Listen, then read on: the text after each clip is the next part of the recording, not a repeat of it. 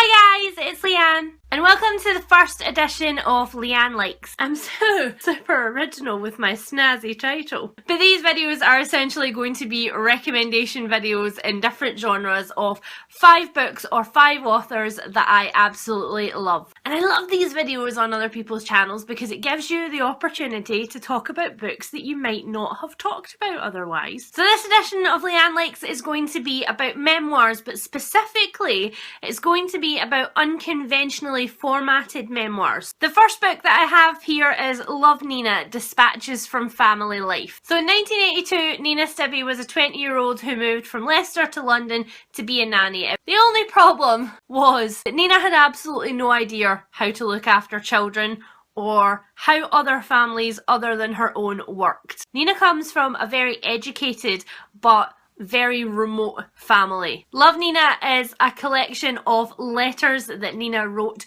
to her sister back home describing her experiences of working for an extremely arty family. This novel is a love story to the 80s. It's definitely a love story of the London theatre crowd in the 80s. But it's also a beautiful exploration of how Mary Kay and the children came to really rely on Nina, of the kids blossoming and opening up and talking about their slightly unconventional life, and of Nina's awakening to herself as an adult woman who has aspirations beyond what she left behind. The second book that I've got is one that a lot of people have read and talked about, and it is Hyperbole and a Half by Ali Brosh. Even people who have never actually heard of Ali Brosh or her blog will probably recognise the graphics in this, specifically from the Clean All the Things comic. In a nutshell, Ali Brosh is a 20-something girl who's living in New York. She writes an online comic about her life and her learning experiences and, as she says, her character flaws.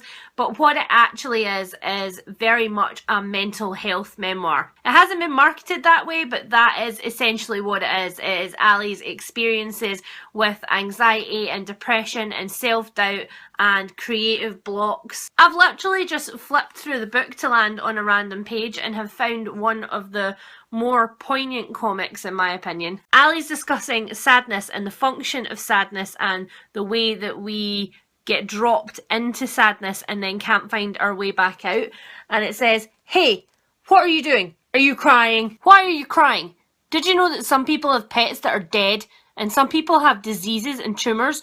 The worst thing that has happened to you in the last 3 days is tearing the spout on your chocolate milk." I think a lot of people overlook this because it's a very funny haha memoir in a lot of places.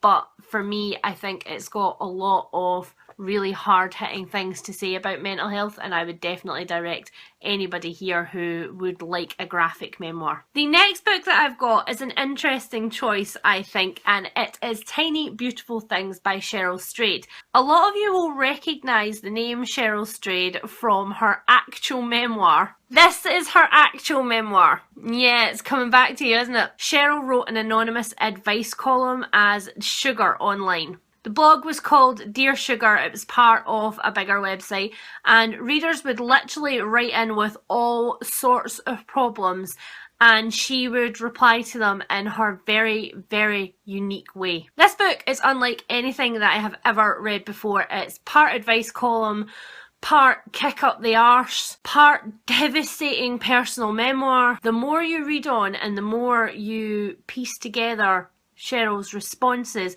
the more you get an idea of what Cheryl's life was like at the time that she experienced some of these emotions. The book that I have got to share with you is definitely one that comes from a space of immense personal grief. Blue Nights is actually the follow-up to the Year of Magical Thinking, but I read this one first and I'm so glad that I started here. Blue Nights is the second of Joan Didion's grief memoirs. The first of them, The Year of Magical Thinking, looks at how she lost her husband in really shocking and quick and tragic circumstances. Domestically tragic in that it happens to people every day, but it doesn't stop being shocking. And the second memoir, Blue Nights, looks at the death of her daughter, Quintana Roo.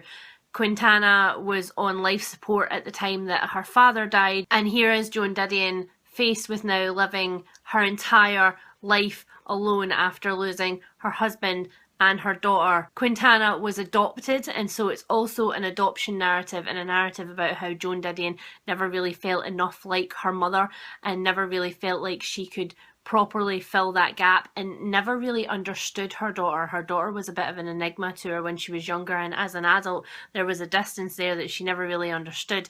And it's an amazing mother-daughter memoir.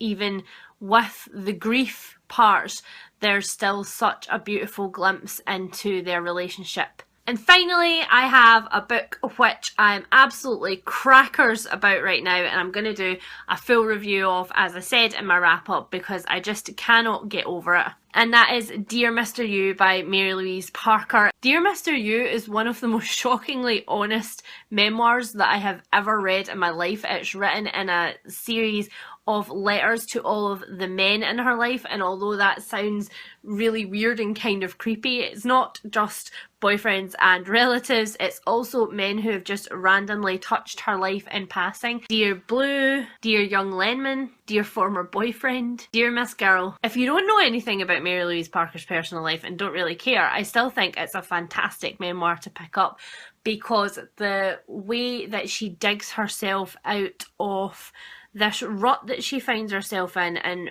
remakes herself and starts again and again, even when things are horrible, is a celebration in itself. So I hope you've enjoyed the first edition of Lianne Likes, and I will be back to you soon with another episode in another genre. I have loads of them planned out, but I'm just going to do them totally at random as I feel enthusiastic about that genre. So I'm not going to tell you what the next one will be, but it shall be soon. Bye!